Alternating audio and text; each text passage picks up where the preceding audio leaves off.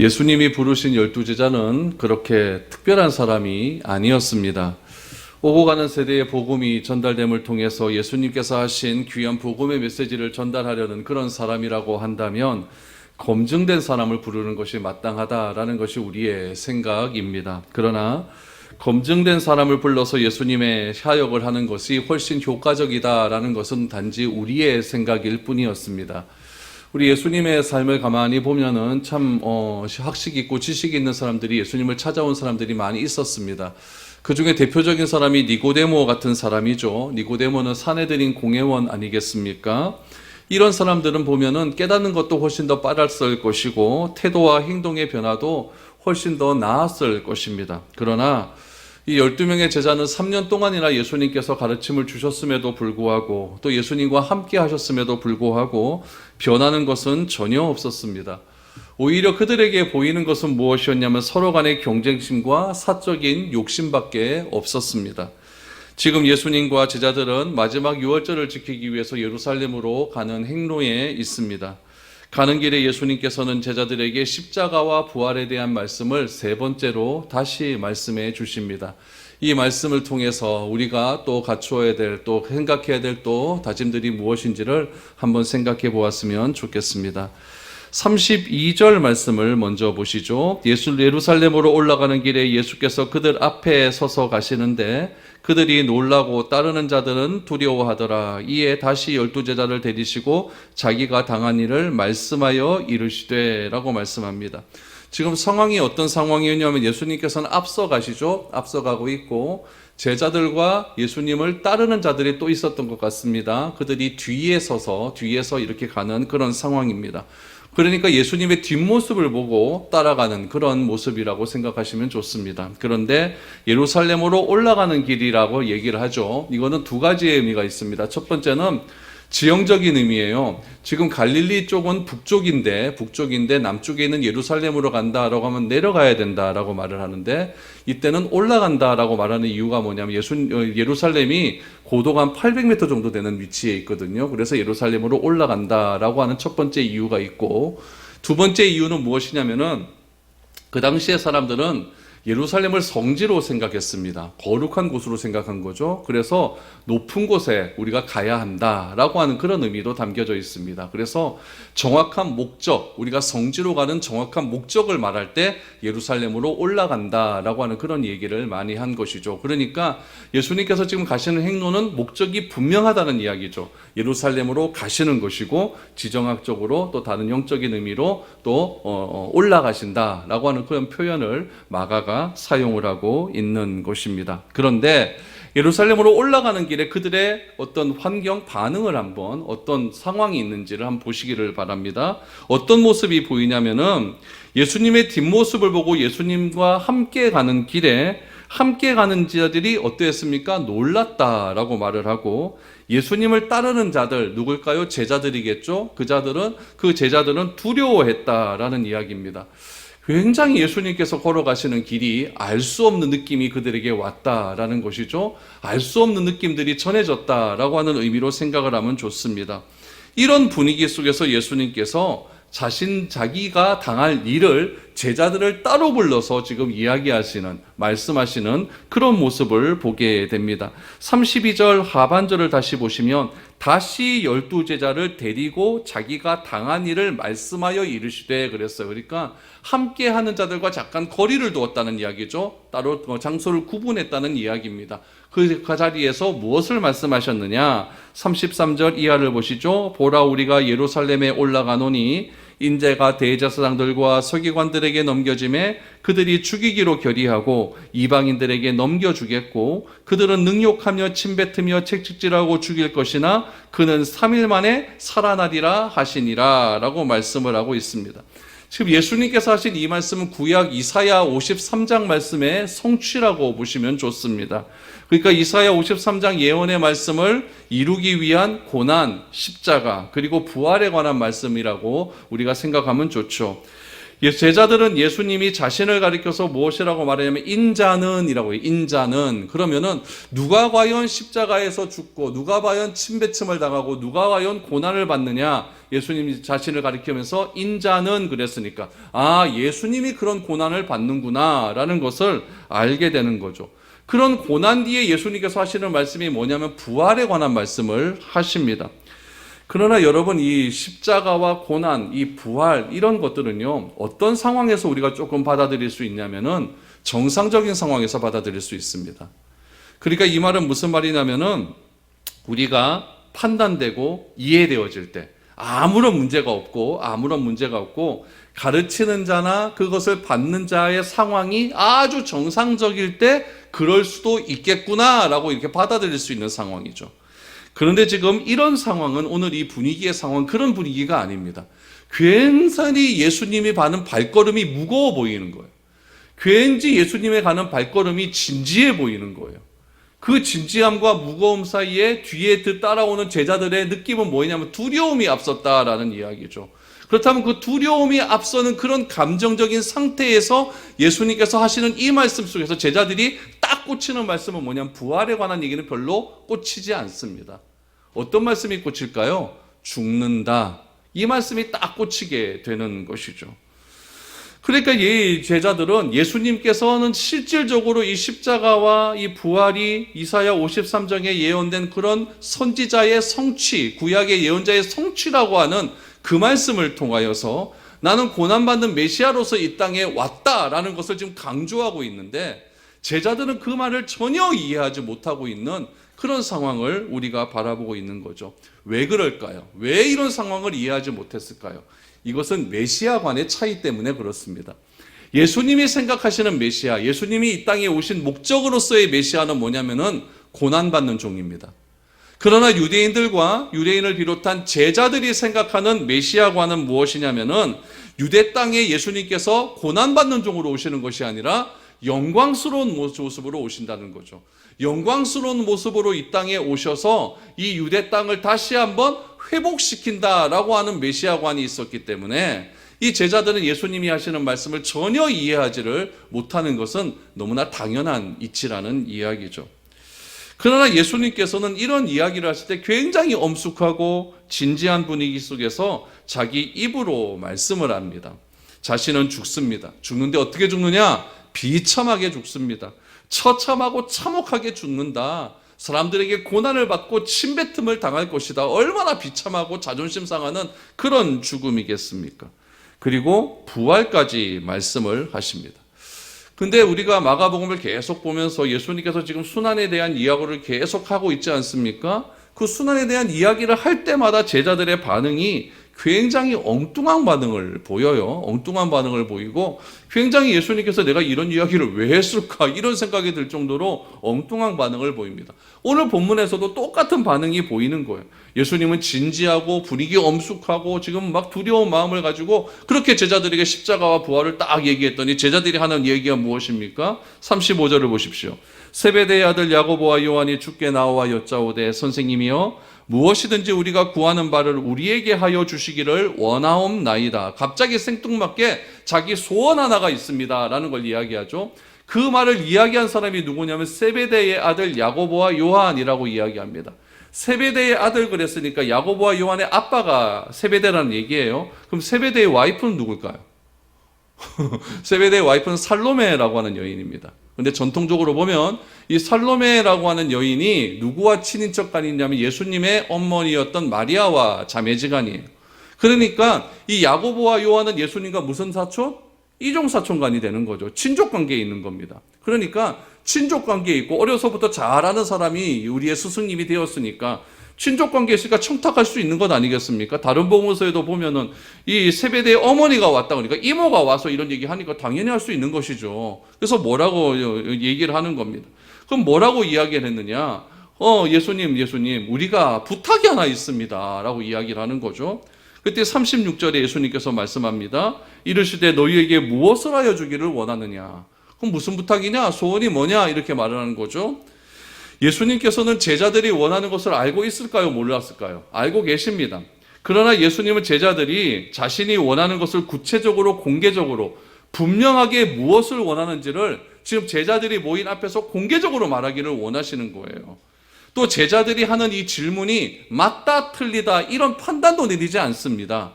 단지 예수님께서 하시는 말씀은 무엇이냐면은 너희가 그래 무엇을 하기를 원하느냐, 무엇을 하여 주기를 원하느냐 이렇게 오히려 질문을 해 주십니다. 그때 야고보와 요한이 하는 말이 무엇이냐? 37절 보면 여짜오되 주의 영광 중에서 우리는 하나는 주의 우편에 하나는 좌편에 앉게 하여 주옵소서. 왜 갑자기 이런 질문이 나왔느냐? 이런 소원이 나왔느냐? 이것은 굉장히 중요한 대목입니다. 왜 나왔을까요? 야고보와 요한이 예수님께 이런 이야기를 한 것은 우리 지난주에 봤던 베드로의 질문과 베드로의 고백과 굉장히 연관성이 있습니다. 청년 관원이 예수님께 왔지 않습니까? 와서 무엇이라고 이야기하냐면 영생을 얻고 싶은데 영생을 얻을 수 있는 방법을 알려주십시오 라고 이야기를 합니다. 그때 예수님께서 말씀하시되 네가 가지고 있는 거 다 팔아서 사람들에게 나누어 주고 너는 나를 따르라 라고 하자 이 청년 관원은 마음속에 근심하며 얼굴이 굉장히 좋지 않은 얼굴로 떠났다라고 말을 합니다. 그때 베드로가 하는 말이 무엇이었습니까? 이렇게 이야기합니다. 마가복음 10장 28절 다시 한번 보시죠. 베드로가 여짜와 이르되 보소서 우리가 모든 것을 버리고 주를 따랐나이다. 이렇게 이야기를 합니다. 여러분 베드로와 이 청년 관원을 세상적인 관점으로 보면 하늘과 땅 사이입니다. 그렇죠? 이 청년 관원은 굉장히 사회적으로 인정받는 사람이에요. 젊은이고 또 유대인이었고 또 귀한 공직에도 올랐고 공직에 올랐다는 것은 인정을 받았다는 이야기고 또 막 재산도 많고 그러니까 굉장히 이거는 엄청납니다. 이거는 굉장히 좋은 그런 사람이었죠. 근데 베드로는 사회적으로 어떤 취급을 받는 사람이었냐면은 사는 곳도 어디냐면은 갈릴리 나사렛 아닙니까? 그러니까 굉장히 못 사는 동네 살았다는 얘기죠. 그리고 어부로서 삶을 살았습니다. 집도 처갓집이 좀 잘 살아서 집도 있고 그러했지만은 그럼에도 불구하고 베드로는 이렇게 많이 배운 그런 사람은 아니고 몸을 써서 이렇게 일을 하고 먹고 사는 그런 사람이었다는 이야기죠. 그런데 가만히 보니까 사회적으로 인정받는 저 청년은 예수님을 안 따르는 거예요. 못 따르는 거죠. 왜 못 따르니까?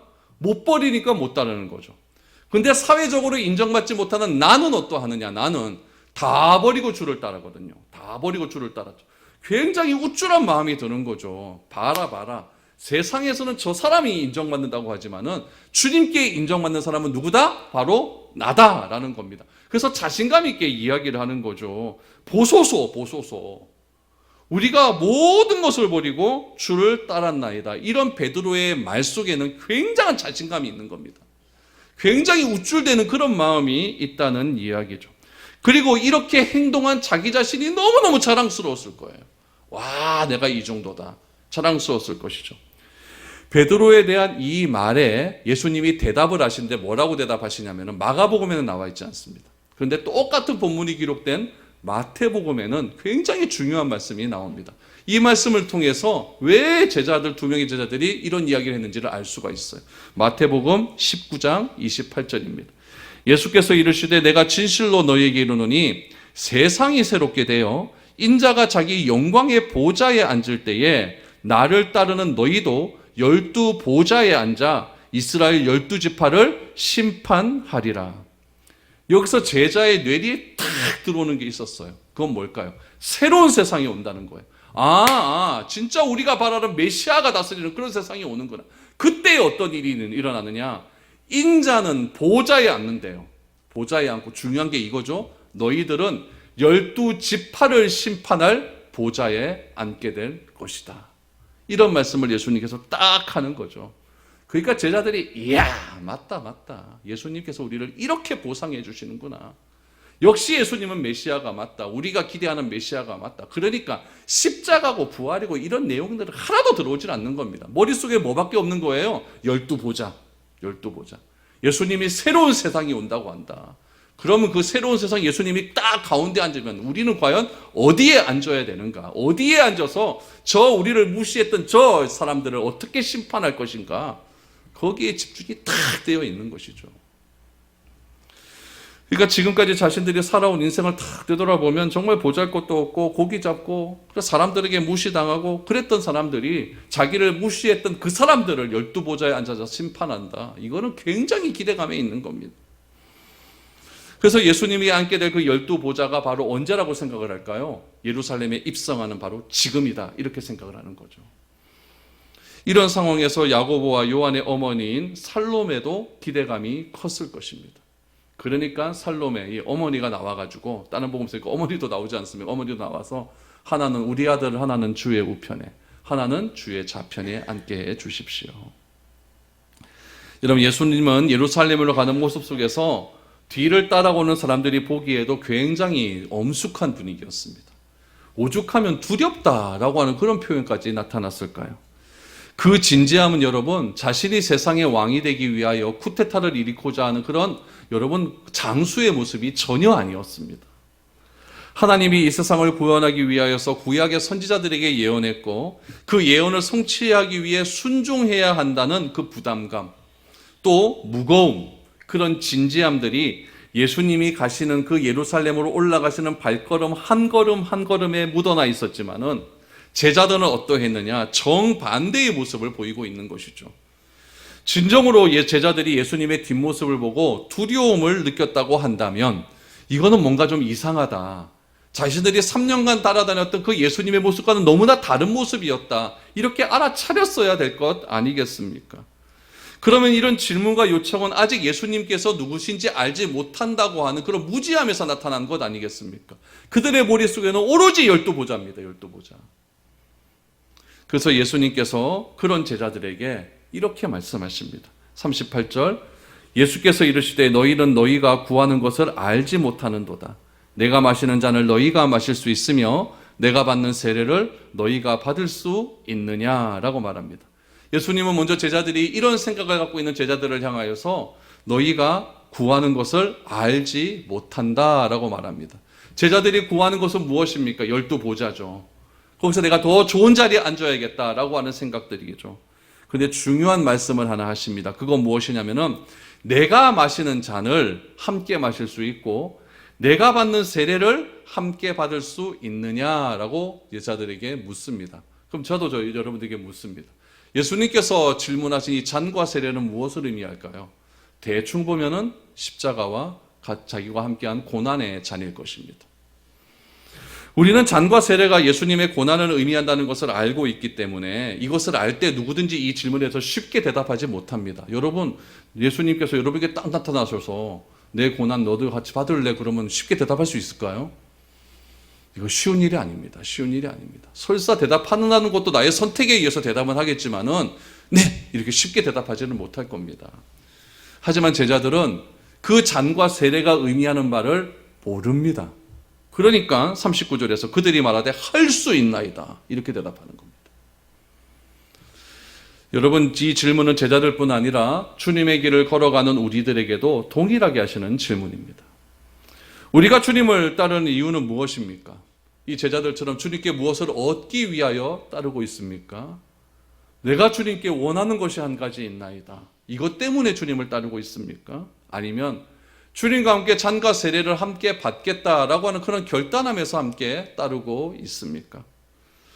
여러분, 우리는 늘 내가 원하는 것, 내가 요구하는 것을 주님께 먼저 아뢰이기를 바라고 있습니다. 그러나 주님이 먼저 원하시는 것은 무엇이냐면은 잔과 세례를 함께 해야 한다는 겁니다. 그리고 우리가 원하는 것은 그 다음의 문제라는 사실이죠.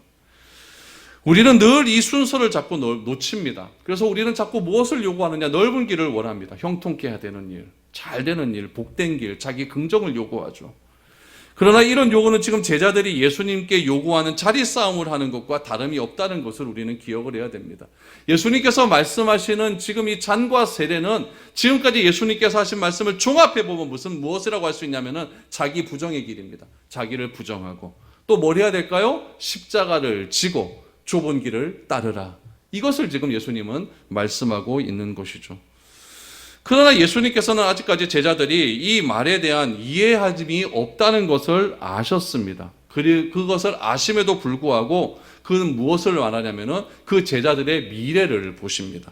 어떻게 말씀하시느냐? 39절, 40절을 보죠. 예수께서 이르시되 너희는 내가 마시는 잔을 마시며 내가 받는 세례를 받으려니와 내 좌우편에 앉는 것은 내가 줄 것이 아니라 누구를 위하여 준비되었든지 그들이 얻을 것이니라 라고 말씀하고 있죠. 장차 예수님은 제자들이 잔과 세례를 받게 될 것이다 라고 말씀을 하십니다. 이 말씀은 뭘까요? 지금은 아니라는 거예요. 장차 그랬으니까 장차. 여러분 지금은 아니지만은 너희가 나중에 세례를 받고 성령 세례를 받고 성령이 크게 임한 이후에 그들의 삶을 의미하는 거죠. 진짜 이런 일이 이루어졌을까요? 안 이루어졌을까요? 이루어졌습니다.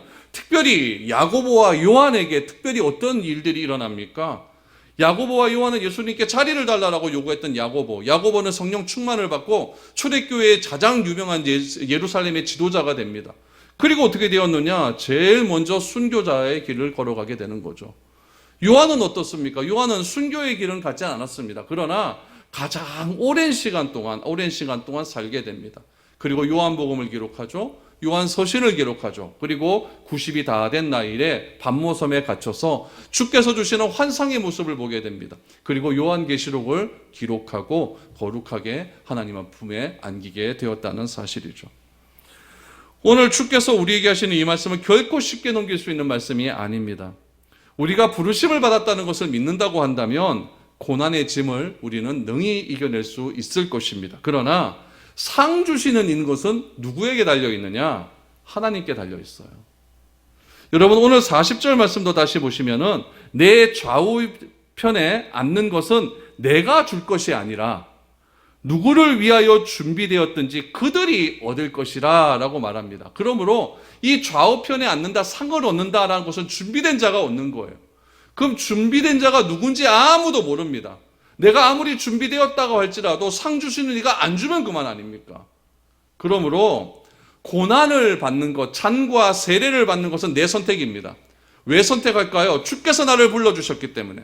주께서 나를 위하여 구원해 주시는 그런 십자가의 놀라운 은혜를 나에게 베풀어 주셨기 때문에 나는 그것을 믿기에 주님이 걷는 그 길을 나는 모든 것을 버리고 쫓겠나이다 라고 하는 결단이 있는 자라면 잔과 세례를 받을 수 있습니다. 그러나 그것 때문에 얻는 상을 주신다 안 주신다는 것은 내가 요구할 일이 아니라는 이야기예요. 누가 하시는 일입니까? 주께서 하시는 일이에요. 주께서 하는 일. 그런데 우리는 늘 기도할 때마다 어떻게 기도합니까? 하나님 요 문제만 해결해 주면 내가 요거 할게요. 하나님과 자꾸 협상을 하려고 합니다. 여러분 무엇인가 협상을 한다라고 하는 것은 같은 위치에 있는 거예요. 우리도 외교적인 협상을 한다고 하면 누가 높으니 위니 아래니 국격이 높니 이런 이야기 하는 이야기가 뭐냐면은 협상의 의미는 같은 동등한 위치에 있어야 가능하다는 이야기죠. 하나님 내가 이런 거 할 테니까 주님 나에게 이런 거 주십시오 라고 하는 것은 협상하겠다는 이야기 아닙니까? 그럼 하나님과 나와 동등한 위치에서 하나님께 내가 요구한다는 이야기예요. 우리가 그럴 짠이 됩니까? 요즘 찐이 됩니까? 요즘 말로 찐이 됩니까? 그런 거? 아니잖아요. 우리는 피조물이에요. 주께서 만들어진 피조물에 불과한 존재가 하나님이 주시면 감사함으로 받는 것이고 안 주시면 이게 정상 아니겠습니까? 그러나 우리의 기도와 우리의 모든 것들은 다 이런 협상을 하려고 합니다. 하나님 저 요렇게 할 테니까 요거 주세요. 하나님 요렇게 할 테니까 요거 하나님 해결해 주셔야 됩니다. 요것만 해결되면 하나님 나 요거 할게요. 이런 협상의 내용들이 얼마나 많이 있었습니까? 저도 있었습니다. 여러분들도 아닌 척하지 마십시오. 다 있은 거 다 알고 있습니다. 다 그렇게 한다는 이야기예요. 고난은 주님을 따르는 제자라고 한다면 누구나 자신의 의지로 선택할 수 있고 감당할 수 있습니다. 그러나 보상은 누구의 일이다? 하나님의 일입니다. 그러므로 저 사람이 하는 어떤 행위를 바라보면서 저 사람 구원받았다 말았다 이런 얘기 하지 마십시오. 그런 얘기는 내 소관이 아닙니다. 내 소관이 아닙니다. 내가 뭔데 저 사람의 구원의 문제를 내가 판단하고 정죄하고 그렇게 말을 합니까? 그냥 내가 할 일은 무엇이고 구원받았으니까 구원받은 자의 삶이 무엇인지 알기 위해서 성경 열심히 읽으시면 됩니다. 그리고 그 말씀대로 실천하려고 내가 애쓰는 것뿐이지 다른 사람의 구원의 문제에 왜 그렇게 관심이 많습니까? 그건 아니라는 이야기죠. 그러니까 어떤 행위를 내세워서 그에 대한 보상은 하나님께 요구할 수 없는 겁니다. 우리의 기도가 변해야 됩니다. 기도가 변하지 않으니까 응답도 없고 문제 해결도 안 되는 겁니다. 야고보와 요한은 예수님께 자리를 요구합니다. 그런데 여기서 또 하나의 문제가 일어납니다. 무슨 문제냐? 10명의 제자가 발끈하는 거예요. 10명의 제자가 발끈하는 거죠. 무슨 얘기를 듣고 발끈할까요? 10명의 제자도 자신의 감정을 지금 그 자리에서 표출합니다. 뭐라고 표출하냐? 41절. 10제자가 듣고 야고보와 요한에 대하여 화를 내거늘 그랬습니다. 야고보와 요한이 뭘 요구했습니까? 하나는 우편에 하나는 왼편에 앉게 해 주십시오 라고 이야기를 한 것이죠. 이 이야기를 듣고 10명의 제자가 발끈한 이유는 뭘까요? 자기들도 그런 마음이 있으니까 그런 거죠. 특별히 이 야고보와 요한은 예수님과 친인척 관계에 있는 것 아닙니까? 그러면 친인척적으로 팔이 더 굽게 마련이라는 생각을 이 10명의 제자들로 다 하고 있는 것이죠. 그러니까 이 제자들의 마음속에는 겉으로는 다 좋은 거예요. 겉으로는 뭐 사랑하니 많이 우리가 주님을 따르니 많이 이런 얘기해도 속으로는 다 무슨 마음이 있습니까? 12자리에 내가 어느 쪽에 더 앉아야 되겠는가? 특히 베드로는 더 했겠죠. 자신은 베드로는 예수님께 이런 얘기를 하고 이 대답으로 이 12보좌에 대한 이야기를 들었으니까 베드로는 더 발끈했을 것입니다. 예수님은 이 십자가와 고난과 부활의 얘기를 할 때마다 무슨 얘기가 반복되냐면은 겸손에 관한 이야기를 하십니다. 낮아지심에 대한 이야기를 하십니다. 이러면 안 된다는 이야기를 자꾸 하십니다. 그러나 이런 겸손한 모습을 진짜 보여주시기 위해서, 고난받는 종의 메시아의 모습을 보여주기 위해서 정말 진지하게 예루살렘으로 올라가는 그런 예수님의 모습 앞에서 제자들이 하고 있는 것은 무엇이냐면 이런 다툼을 하고 있습니다. 만약에 여러분들의 자녀가, 내 자녀가 그런 상황에 있다고 한다면 얼마나 기가 막히겠습니까? 나는 암에 걸려갖고 지금 중리 많이 하고 있는데 자녀들은 와가지고 상속 저 얼마 줄 거예요? 뭐 이런 얘기하고 있으면 얼마나 답답하겠습니까? 이거는 말이 안 되는 이야기죠. 근데 예수님께서는 참 인자하신 분이에요. 그런 다툼을 하는 제자들 앞에서 딴 말씀 안 하십니다. 그리고 예수님께서 이 땅에 오셔서 하실 일이 무엇인지 다시 설명해 주십니다. 무엇일까요? 42절입니다. 예수께서 불러다가 이르시되 이방인의 집권자들이 그들을 임의로 주관하고 그 고관들이 그들에게 권세를 부리는 줄을 너희가 알거니와. 이 말씀은 한마디로 말하면 뭐냐면 세상 권력의 특징입니다. 세상 권력은 이거다. 이 말씀을 하시는 이유가 무엇일까요? 제자들이 지금 싸우고 있고 갈등하고 지금 화내고 있는 이 이유가 세상 권력과 똑같은 개념이기 때문에 그렇다라는 이야기입니다. 예수님은 제자들을 향해서 보좌에 앉아서 이스라엘을 심판한다 말씀하셨으니 죄를 심판할 수 있는 권력이 제자들에게 주어졌다라고 이렇게 생각을 하는 겁니다. 그러니까 제자들의 마음을 예수님은 다 알고 계시는 것이죠.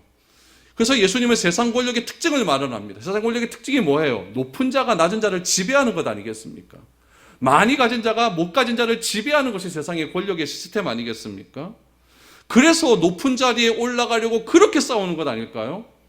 그러니까 제자들도 예수님이 12보좌를 준다 그랬더니, 그래서 심판한다라고 했더니 하나는 주의 우편에 하나는 주의 좌편에 앉겠다고 그렇게 싸우는 것 아니겠습니까? 이게 뭐예요? 더 높은 자리에 올라가겠다는 얘기 아니겠습니까? 그러나 예수님은 제자들에게 권력은, 하나님 나라의 권력은 그런 것이 아니라 새로운 권력이다라고 말씀하십니다. 그 권력의 의미가 무엇일까요? 43절 44절 보죠. 너희 중에는 그렇지 않을지니 너희 중에 누구든지 크고자 하는 자는 너희를 섬기는 자가 되고 너희 중에 누구든지 으뜸이 되고자 하는 자는 모든 사람의 종이 되어야 하리라. 여러분, 세상의 높은 자가 낮은 자 위에 군림하고 다스리지만 세상은, 하나님 나라는 주님이 우리에게 가르쳐 주시는 권력은 무엇이냐? 높은 자가 낮은 자를 잘 섬기는 것이 참된 권력이다라고 말씀합니다.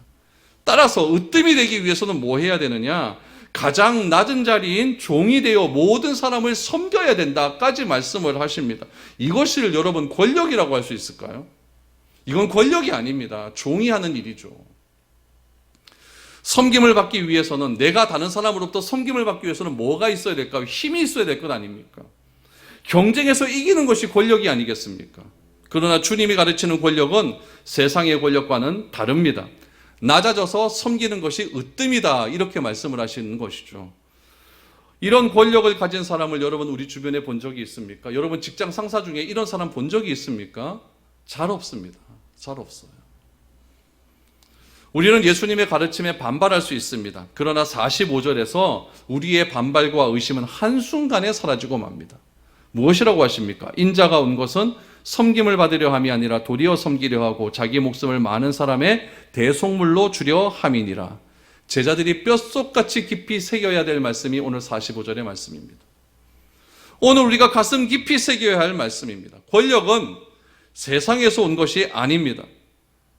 예수님께서 세상에서 보여주신 그 모범에 근거해야 참된 권위고 권력이라고 말할 수 있는 겁니다.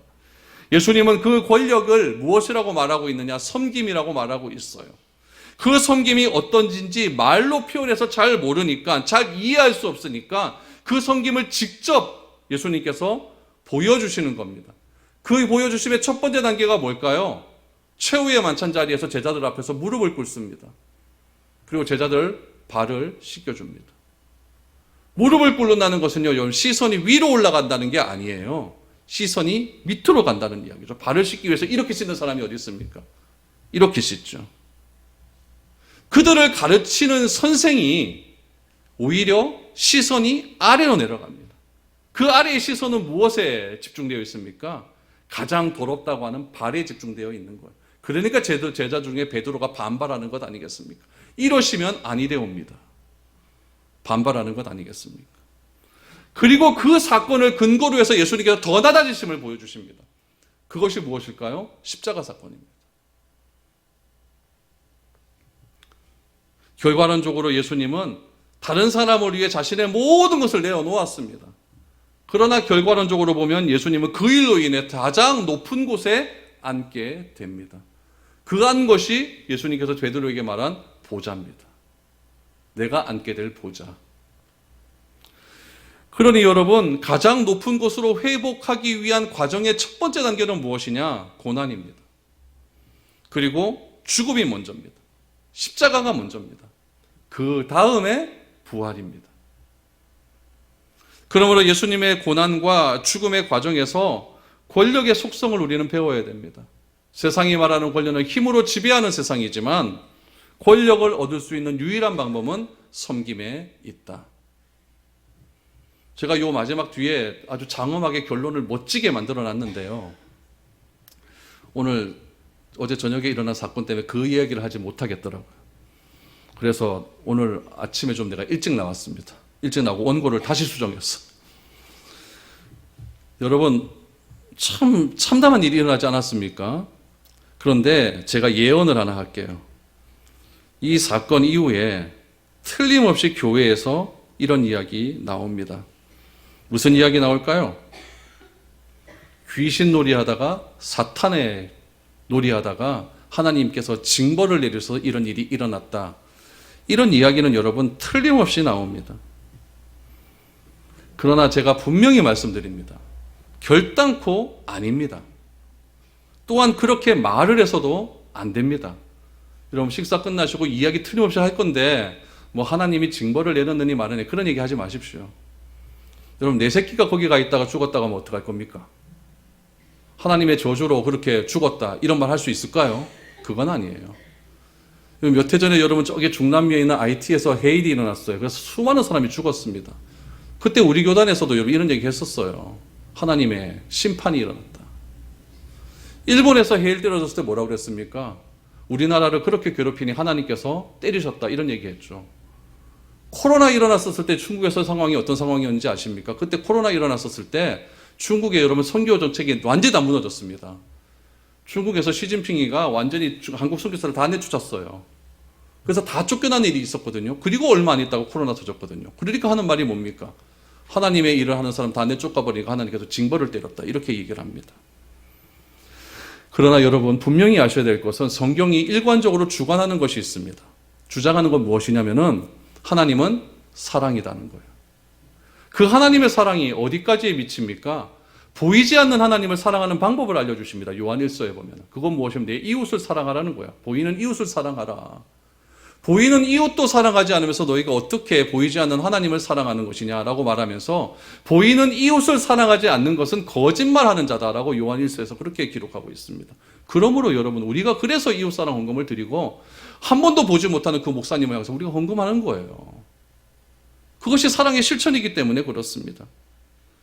이런 현실 속에서 우리가 할 수 있는 최선은 무엇이냐? 어찌했든 사망한 이들과 그 유가족을 향한 애도의 마음 아니겠습니까? 오늘 장모님께서도 그렇게 기도하지 않습니까? 그들의 마음을 위로하여 주십시오. 이것이 진정으로 예수 믿는 사람의 태도고 예수 믿는 사람의 기도이지, 그것을 하나님의 저주로 생각을 해서 그렇게 막 그냥 할로윈 대회가 뭐 사탄의 놀이 그래갖고 귀신 장난에 의해서 하나님이 때렸다, 이런 얘기는 절대 해서는 안 됩니다. 절대 해서는 안 되는 거예요. 왜 이런 일들이 일어났을까요? 세상의 악과 고통의 문제는 여러분 우연적이고 지속적으로 일어납니다. 그 이유가 저 잘 모르겠어요. 왜 이런지 잘 모르겠어요. 그러나 분명한 것은 무엇이냐면은 우리가 믿는 하나님은 어떤 존재인가? 그분을 믿는 우리는 무엇을 추구해야 되는가? 그래서 우리가 오늘 해야 할 일은 과연 무엇인가? 여기에 집중하셔야 됩니다. 하나님이 사랑이라고 한다면 그 사랑의 하나님을 내가 왜 믿고 있는가? 내가 그 사랑을 받았기 때문에. 그럼 그 사랑을 받은 나는 무엇을 추구해야 되는가? 그들을 위한 애통함이 같이 있어야 되죠. 그래서 사도 바울은 로마서에서 이렇게 이야기합니다. 그들과 함께 울고 그들과 함께 웃어라 라고 이야기하는 겁니다. 사고를 당한 그들을 향한 비판과 정죄의 말은 우리는 자제해야 됩니다. 지금은 누군가를 향해 돌을 던질 때가 아니죠. 우는 자와 함께 우는 교회, 그런 그리스도인이 되어야 합니다. 제가 제 뒤에 말을 종교계에 좀 멋진 말을 진짜 많이 준비했는데 그거는 칼럼 보시고 하십시오. 칼럼 보시고 하시고, 여러분 그런 교훈을 말하기 전에 생명의 슬픔을 잃는 그 슬픔에 같이 공감할 수 있는 그런 우리가 되었으면 좋겠습니다. 오늘 주일입니다. 우리가 사는 우리 시대의 연약함을 내 탓으로 여기고 하나님 앞에서 죄를 뒤집어 쓰는 심정으로 그렇게 예배할 수 있는 그런 저와 여러분들이 되었으면 좋겠습니다. 그런 일들이 우리 주님 다시 오시는 그날까지 지속됨을 통하여서 우리가 늘 언제나 사랑을 실천하고 하나님의 몸된 교회를 위하여서 고난도 같이 감수할 수 있는 그런 저와 여러분들이 될 수 있기를 축복드립니다.